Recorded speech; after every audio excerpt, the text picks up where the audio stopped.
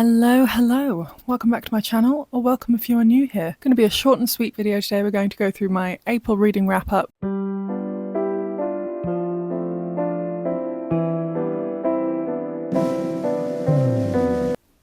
This is probably the shortest reading wrap up of the year so far. I'm plowed through so many books in the first 3 months, and then April?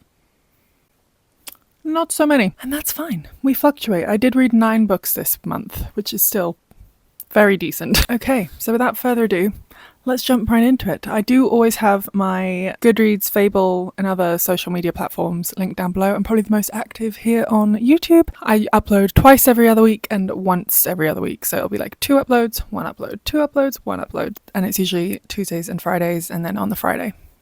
If you want to subscribe and stick around for a while, that would be lovely. Whew. Okay, so the first book I read in the month of April was Heavenly Bodies by Imani Eriu.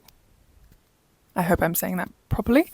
And this was just like a perfect fantasy romance. This brought the genre back. It revived it for me. It was beautiful. I'll read you the blurb. In a world ruled by cruel and merciless stars, Alara has been cursed by fate. A prophecy promises she will fall for a star, but that it will kill them both. So when Ariette, star of wrath and war, descends to wreak havoc on Alara's kingdom of night, she flees her home, only to be captured by the neighbouring Helios, kingdom of light, and falls straight into the arms of an enemy prince. Fearing that Ariette might turn his sights to Helios next, Prince Lorenzo is forced to train Alara as a weapon, one worthy of battling against the tyrannical reign of the stars. But there are shadows even within the Kingdom of Light, and they threaten to reveal the darkness in Lorenzo's past and the ancient magic that slumbers in Alara's veins. And with it all comes an undeniable, star-crossed pull between Alara and Lorenzo that neither can seem to resist. I loved this. I don't think it was super spicy. I think there was some spice, but it wasn't the forefront, and just the relationship development in this was beautiful. The world building just got bigger and better as it went. I believe this was independently published previously, the whole series used to be out, and now they're being traditionally republished. So the first book is now out. I think the second one is coming out later this year. I want to say October. And I can't wait. I adored this. This was such a strong start to April. Okay, the next one that I read was Sunrise on the Reaping. I just have the dust jacket right now because this was highly requested by my friends to borrow. I think 3 people asked me within the first few days if they could borrow this when I was finished, so we just have the dust jacket. So this is the 5th installment in the Hunger Games series. It is the 2nd prequel. So we have the original trilogy, which is The Hunger Games, Catching Fire, Mockingjay. The 4th book that was released was Ballad of Songbird and Snakes, which is a prequel set, I want to say 75 years prior. And then we have this one, which is about 25 years prior to the start of, or 24 years prior to the start of the Hunger Games. And because this is a sequel, I'm not going to... prequel, I don't want any spoilers really. That's something I do like to do in my books. I did read this in a continuing series vlog, but this follows Haymitch and his Hunger Games, which was the 50th quarter quell, in which they had double the amount of tributes. So there were 48 children thrown to the dogs, really, thrown to the fire. I saw a lot of reactions for this online, and I think it might have skewed my expectations. I think a lot of people told me it was going to be the most devastating Hunger Games book. I think they're all pretty devastating, to be completely honest. They're all horrible. What a sick, horrible concept. And at the same time, far too relevant to be comfortable. It's just, I love these books so dearly. They mean so much to me. I think because I was so prepared to absolutely be devastated, I had my walls a little bit up too high while I was reading, which is fine. But I think the context with which this gives the other books, rereading The Hunger Games after this, horrendous. I think it makes the other books more devastating, and it was devastating. Don't get me wrong, it was devastating. But I don't know that it maybe I just had my walls up too much while I read this, but it was brilliant, exactly what I wanted. Just horrible, gut-wrenching. Okay, and then the 3rd book I read in April was also in a continuing series video, and that was A Light in the Flame by Jennifer L. Armentrout. This was the 2nd book in the Flesh and Fire series. Can't remember, I couldn't tell you when I read A Shadow in the Embers a very long time ago. I've said this before, but with JLA books, they're pretty dense and like quite repetitive. They are fun. I always have fun reading them, but I will read one book and then I will immediately want the second book, and I'll get about halfway through and be like, ooh, this is too much. It feels like an enormous book right now, just one long book. And so I then stop about halfway through. So this one, I was halfway through, picked it up while I was in the middle, and something that I did appreciate was how deeply the plot is woven into the characters' everyday interactions and actions. And I thought that made it very easy to pick up after goodness knows how long. So I did enjoy this. I'm not necessarily in a hurry to pick up the third book. I've heard the third book is the weakest in the series, but I haven't read a JLA book in a hot minute, so it was kind of nice to just check that off the list. I did like that. This one follows Sarah and Nyktos, and I believe it's like a couple hundred years, if not thousands, prior to the Blood and Ash series. So I won't read the blurb again because it is the second in a series, but I had fun, and I believe the ending to this was kind of cuckoo. It went hard. I was hooked. I did want to pick up the third one, and I did restrain myself from fulfilling the cycle that I continually persist. Then the fourth book I read this month was another continuing on in the series, and that was the final book in the Once Upon a Broken Heart series. This was A Curse for True Love by Stephanie Garber. I did do this in the vlog, and I feel like my mood, I felt very obligated to continue with series. I really enjoyed this, and I love these characters. I love this world. There's so much to love in this series. But I think maybe I just wasn't in the mood, because when I wasn't reading it, I had no inclination to pick the book up. But while I was reading it, I was like, wow, I love being here. It was just maybe, I think it was my mood outside of reading. But again, I won't read the blurb because it's a series, but this follows Evangeline and Jax, and just the whimsy, the fun, the love, the kind of innocence effort that is just encapsulated in this series is just beautiful. I love it dearly. This is a YA kind of fantasy romance. Oh, okay. The next book I read this month was A Crown of Ivy and Glass by Claire Legrand. I loved Claire Legrand's YA trilogy, the Furyborn trilogy. Loved. Highly recommend. This is her adult debut, I believe. I thought that this was a trilogy focused on the same characters. So I think the first half that I was reading this, I was like, the pacing is really strange. Like, how are they going to keep this up for 3 books?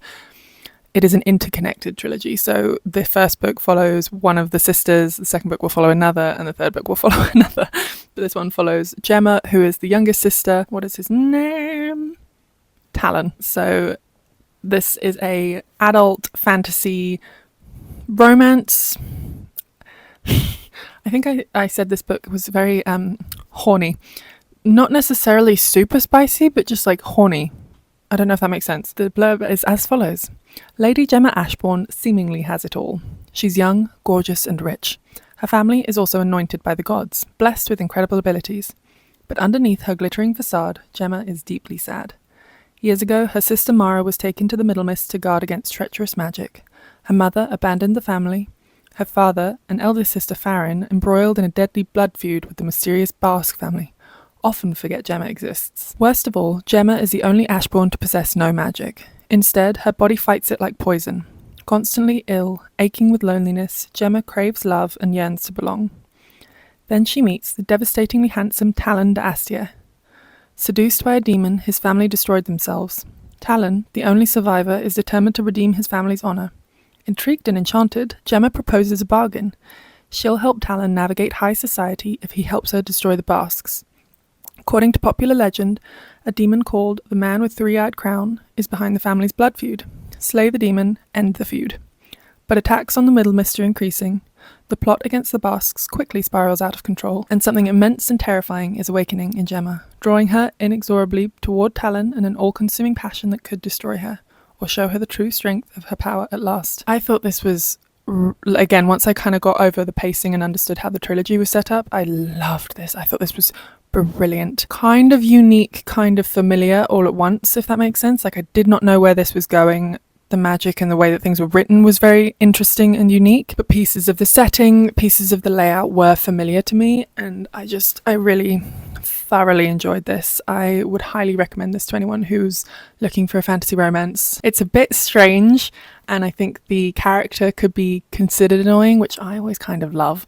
I love an annoying, like, she's spoilt, she's entitled, she's just like so human and flawed, and I adored it, and I loved how the story unfolded, and I just cannot wait to pick up the second one. Hooked. So the next 3 books that I read, they're all part of a series, and this will be coming out in a future reading vlog, so I don't know that I'll go into too much detail with it all. But I did read Powerless, Powerful, and Reckless, which is the first 2 books in the Powerless trilogy, as well as the novella. I'm not going to go into too much detail because they are coming out in a reading vlog, but I will say, loved. I feel like Reckless had quite a contentious release. I hadn't read any of these before. I know Fearless was just released. That's why I sort of picked up the whole series, and I did the first book in one of my book hauls, my spring book haul, and one of you guys commented, Steph, saying that I picked up your book with your sticker. So I decided to make a reading vlog out of it, and that is coming. But I have not finished Fearless yet. But I did read those 3, and you'll just have to wait and see my thoughts on those ones. But I've enjoyed them. I have really enjoyed them. And yeah, I know that the second one had some contrasting opinions online. I don't know.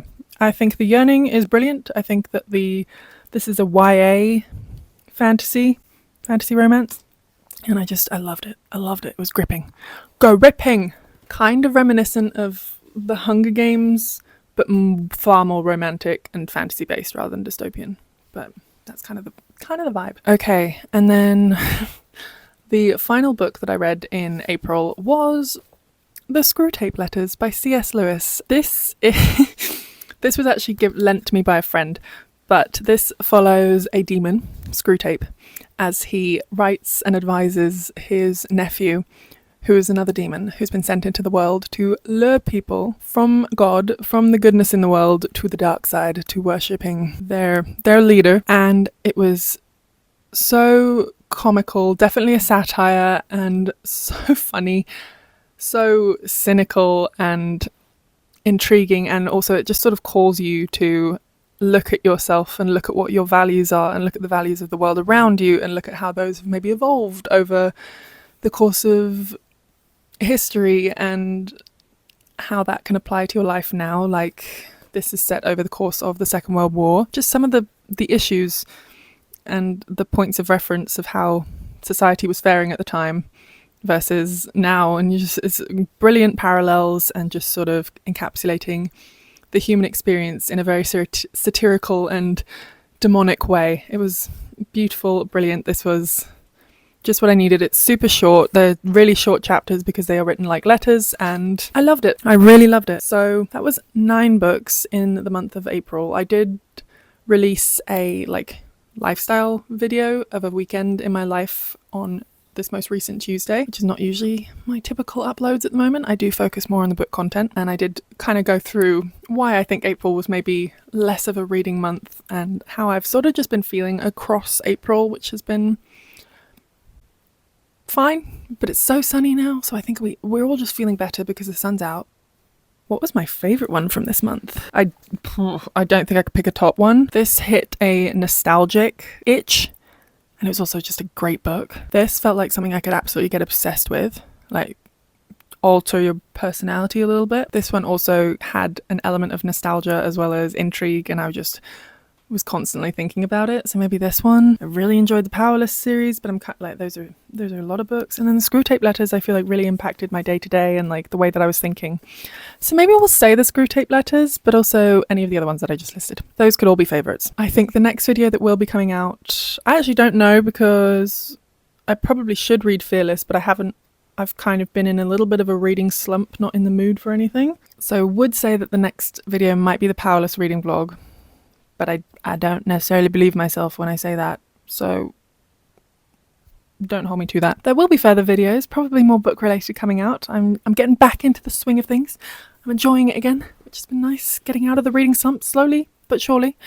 And thank you for watching. If you made it this far, a nice short and sweet one for the reading wrap up of April, and I'm looking forward to May. Let me know what you read this month. I always say the comments are my favourite. It's because I love talking to people on the internet about books. I think that is such a little wholesome pocket of the internet. But yeah, let me know what you read this month. What were your favourites from April? And anything that you're looking forward to reading in May? Anything that I should be reading in May? Or in the months to come? Let me know. Let me know what kind of videos you'd like to see again. Like, I'm open. If you want some, I could do with some inspiration from you guys. So yes, thank you. And if you wanted to give this video a like or subscribe, it does help me as I grow my channel and it is deeply appreciated. Thank you for watching and I'll see ya in the next one.